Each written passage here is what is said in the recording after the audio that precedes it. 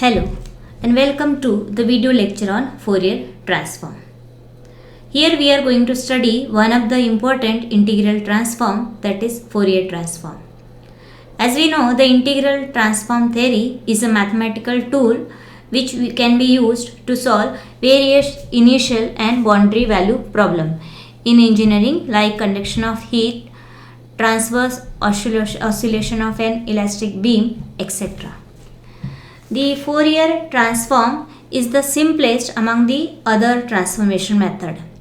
It is less time consuming, used in power distribution system, mechanical system, industry and wireless network, mainly in the power distribution system.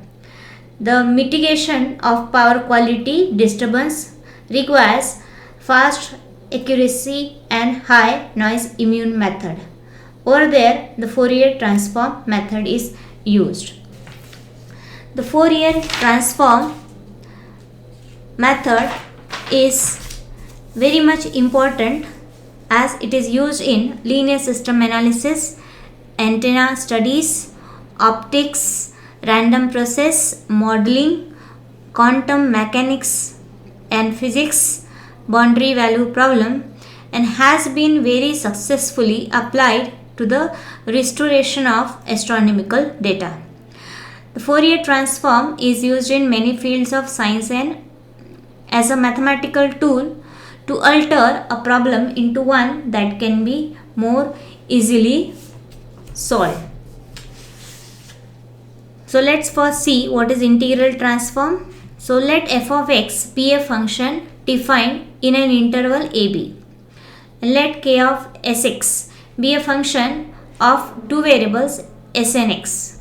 The integral transform of f of x with respect to k of sx is defined by, so we denote integral transform by this notation, that is I of f of x is equal to, it will be a function of this parameter s, so it will be a function of s, that is integral from a to b of f of x k of sx dx. Here this k of sx is called the kernel of integral transform, which is a function of the variable x as well as s. Here the s is the parameter which is independent of s. Also the limits of integration a and b may be finite or infinite. If it is finite, then we have a finite integral transform. Otherwise, the transform so obtained is called infinite integral transform. So, in particular, if suppose we will have k of sx as e raised to power minus sx. So, see here the depending upon the various types of kernels and the limits a and b, we obtain various integral transform. For example, Fourier transform, Laplace transform, Mellin transform, Hankel transform, etc. So in this video, we shall restrict ourselves to the discussion of the Fourier transform. So here, if I will take this kernel as e power minus of sx, then and the limits a and b as 0 to infinity, then the the transform so obtained is called the Laplace transform. At the same time, if I will take k of sx as 1 by root 2 pi e raised to power isx and limits as minus infinity to infinity, then the integral transform will be called as a Fourier transform. So this Fourier transform is very much useful to solve the problem of image processing, image encoding, image enhancement and image restoration. It is also used to decompose the time series signals into a frequency component, each having an amplitude and the phase, and using the inverse Fourier transform, the time series signals can be reconstructed from its frequency domain. It is one of the most important concepts used frequently in digital signal processing.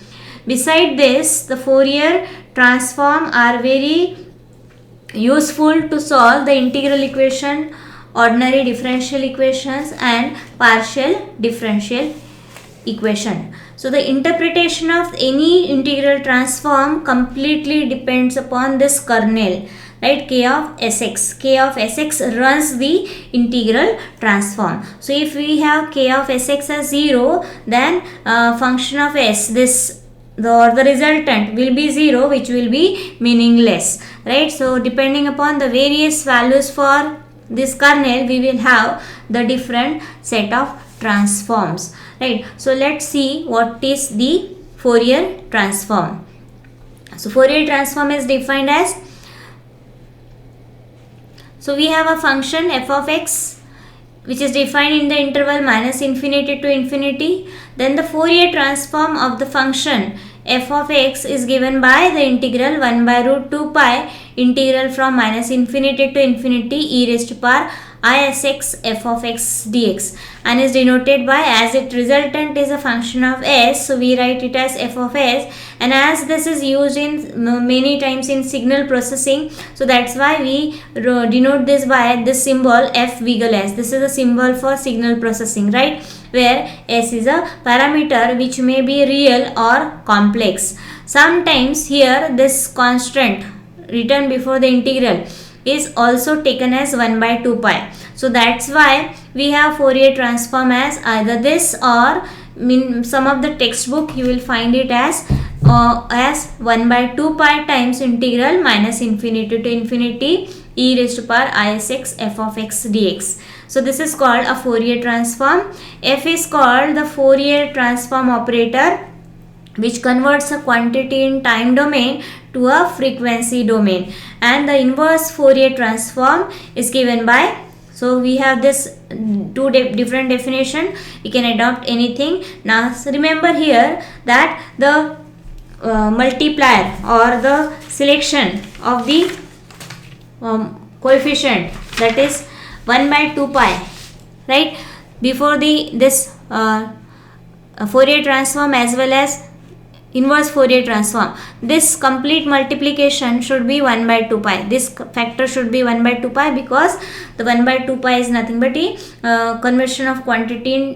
This is the factor required for conversion of quantity in time domain to a frequency domain. So this two exponent or the coefficient before the integral must have the multiplication as 1 by 2 pi. So you can see here this 1 by root 2 pi into 1 by root 2 pi comes out to be 1 by 2 pi. At the same time, if I am writing here it as 1 by 2 pi, so in its inverse there must be only 1, or I can reverse it, alter it, right? I can write 1 over here and 1 by 2 pi in this case. So this f of s as well as f of x, these are called the Fourier transform pair, which differ in form only in the sign of exponent. Okay, if I write here Isx, then here it is expected to write minus Isx, right? So this things one should remember.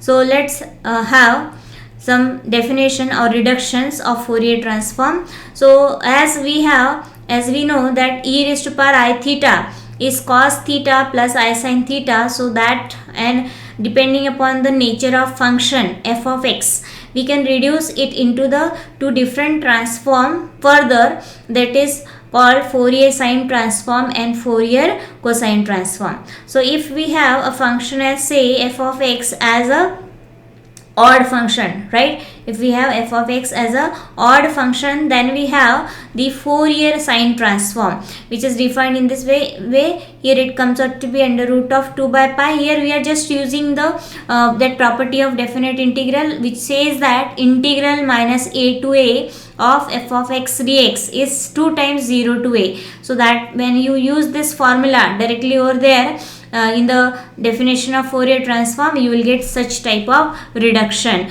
right? So f of x is odd, sine function is also odd, so the product will come out to be even. So it will be 2 times integral 0 to infinity, and 2 by root 2 pi will reduce to such type of things. Okay, so and in the same line we can have the inverse Fourier sine transform. Remember, when you are taking the Fourier transform, then the variable of integration is x, because we are taking the Fourier transform of f of x, whereas the inverse quantity is taken for a function of s.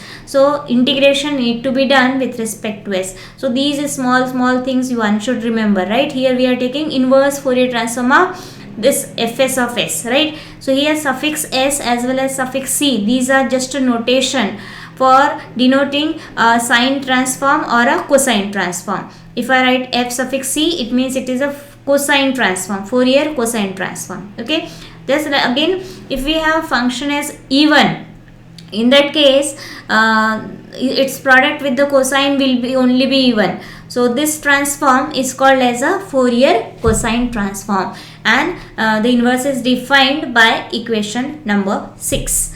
So using these set of formulae, one can easily solve the problems on Fourier transform. So Fourier transform is a very simple transform, less time consuming. Once it is once you understand the concept, then you can solve the problem very well, right? So let's start with the properties of Fourier transform. So the Fourier, just like a Laplace transform, here also we have certain properties which is very much important. So first property is linearity property, which we use when we have sum of or scalar multiplication of number of functions. So this is the property of that is called linearity property. Then we have a second property is a shifting property, and third is a change of scale property, just similar to the Laplace transform.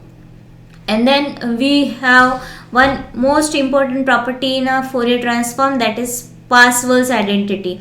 So Parseval's identity says that if we have Fourier cosine and sine transform for two different functions, say f of x and g of x, then we have these three results.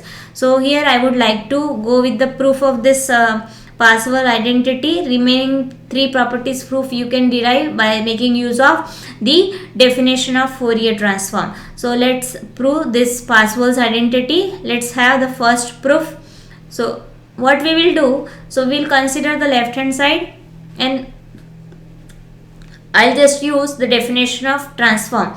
So what is this cosine transform of g of x? So that is under root of 2 by pi integral 0 to infinity g of x cos sx dx. I am writing this just by making use of definition. Okay, then what we will do, if I want to simplify this integration, so I'll have to first integrate with respect to x and then with respect to s, right? But we find difficulty, right? So what we'll do, we'll opt for change of order of integration. And as both the limits, that is inner as well as outer limits, have a constant limits, right? So integrals have the constant limits, so that's why we will just change the order of integration directly, right? There will not be any change in new limits, there will not be any change in the limits when we change the order. We can directly change the order of integration within the limits, and fortunately we have both the limits as also the same. So first let us integrate with respect to s and then with respect to x. So what we find here, if you compare this, so this is nothing but what it says, integral. See, you can see this definition. If you will compare this with the this one, fc of s cos sx dx under root 2 by pi. So what is this? This is nothing but the inverse Fourier cosine transform, right, which is denoted by f of x. So in this way we get easily the property, that is first property, right, of Parseval's. Now let's have the second. Now it is done in the same line, only difference is that instead of having it for a cosine transform, now we have it for a sine transform. This suffixes denotes the sine transform. So we will just make one change. In place of cosine, everywhere what I have to write, sine, right? So here it is sine, again by using definition of the Fourier sine transform. Then changing the order of integration in order to simplify this, and then we find this is nothing but inverse Fourier sine transform, which we denote by f of x. So in this way second result is also easily proved. Now in order to get the third result, okay, what we will do, we'll just put Fourier cosine transform and Fourier sine transform of both the functions similar, and at the same time both the function f of x and g of x also same. In equation 1 and 2 we will get the third result of the Parseval's identity. So you can see here, just by making use of the concept of the order of change of order of integration and the definition of Fourier sine and cosine transform with their inverse, I can easily prove the Parseval's identity. Okay, so the very important thing one should remember is to remember the definition carefully and correctly. Okay, so let's have the next example, that is find Fourier sine and cosine transform of e power minus ax. Right, so let us denote this by say f of x, right, as we wish to find out the Fourier transform of this one. Now let's first find out the Fourier sine transform. So I'll write the definition. So Fourier sine transform is denoted by f suffix s of s, right, is equal to, according to definition, root 2 by pi integral 0 to infinity f of x sine sx. Now let's put f of x. So here f of x is e power minus x. Now you can see here this is nothing but in the standard form of the integration, that is of the form e power x sine bx. So use this formula. Here a is nothing but, alpha is nothing but minus a, and b is nothing but s. So put in this formula over the limit 0 to infinity. Now when we will apply the limit, so for upper limit it completely reduces to 0, and for lower limit, when you put lower limit, so e power 0 is 1, sine 0 is 0, so this term vanishes, and cos 0 is 1, so we have minus s. And because of lower limit, right, we have upper limit minus lower limit, so it will give us this s upon a square plus s square. So this is our Fourier sine transform, right. On the same line we can have Fourier cosine transform. So let's see. So we will again start with a definition. So it is under root 2 by pi integral 0 to infinity f of x cos sx dx, right. Remember, when we are taking Fourier cosine transform, it is with respect to x, okay, it's not with respect to that parameter. Okay, now put f of x, then again we will have this formula, apply this formula with alpha is minus a and b is s, and substitute the limits. So you will find the simplification as this. So these are nothing but Fourier cosine and sine transform. So it very easily, just by making use of the definition and the evaluation of the integration, one can easily get the Fourier cosine and sine transform as well as the Fourier transform. So this is the reason why it is considered as one of the simplest transform among the other transformation method. Let's have the next example. Find the Fourier sine transform of e power mod x. Okay, and hence show that. So remember, this is the problem where we have to find out the sine transform, and when it is accompanied by the evaluation of integral, so it means we have to take the inverse Fourier sine transform. So evaluation of integral can be done with the help of the inverse Fourier transform. So let's have first the Fourier sine transform. So denote this by f of x. Write the formula for Fourier sine transform, substitute f of x. This part is very easy. Now again, as we don't know what is mod of x, so mod of x is x for x greater than, here value of x is greater than 0. Okay, so you can simply replace e power mod x by e power minus of x only. Now applying the formula, this part is I think very much clear to you, right. So we will get the Fourier transform easily. Now let's have the evaluation. So for evaluation, as we have taken in the beginning the Fourier sine transform, so for evaluation we will take its corresponding inverse transform. So what will be its corresponding inverse transform? That is inverse Fourier sine transform we are going to apply. So we will write the formula. F of x is equal to, right, integral under root 2 by pi integral 0 to infinity sine transform inverse for what? For Fourier sine transform we are going to take. So if we f suffix s of s, and integration will be with respect to that parameter. What is the parameter in our case? It is s.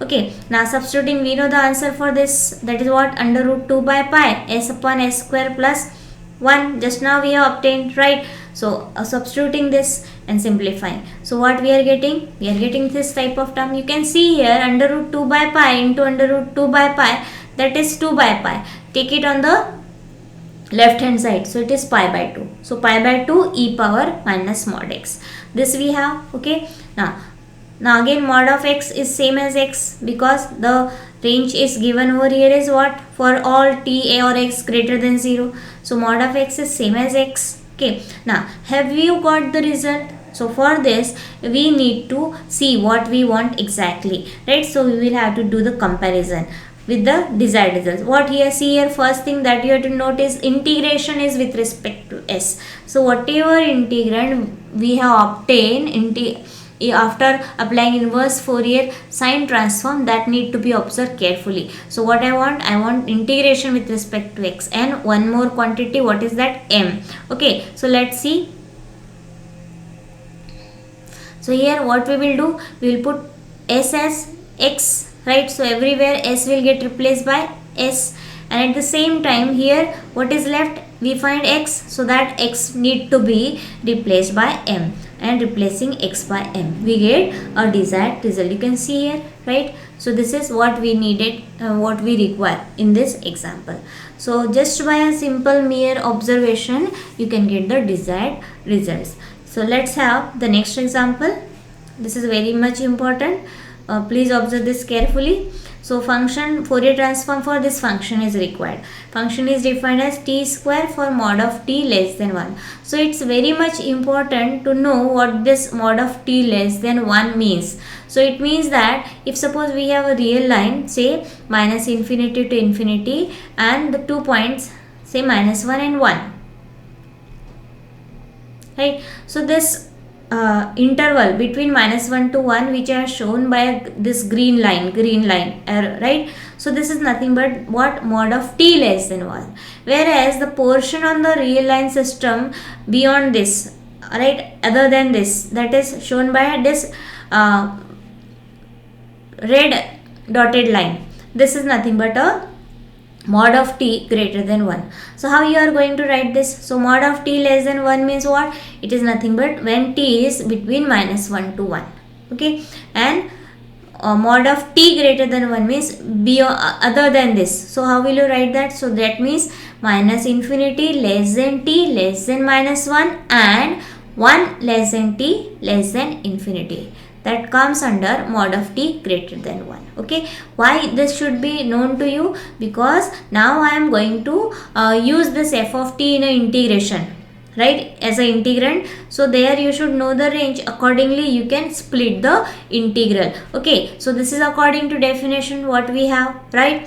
Okay, now as per definition of f of t, we need to split this integral. How to split? So here what we are finding, here we are finding 3 parts. First part is minus infinity to minus 1. Okay, then second part is minus 1 to 1.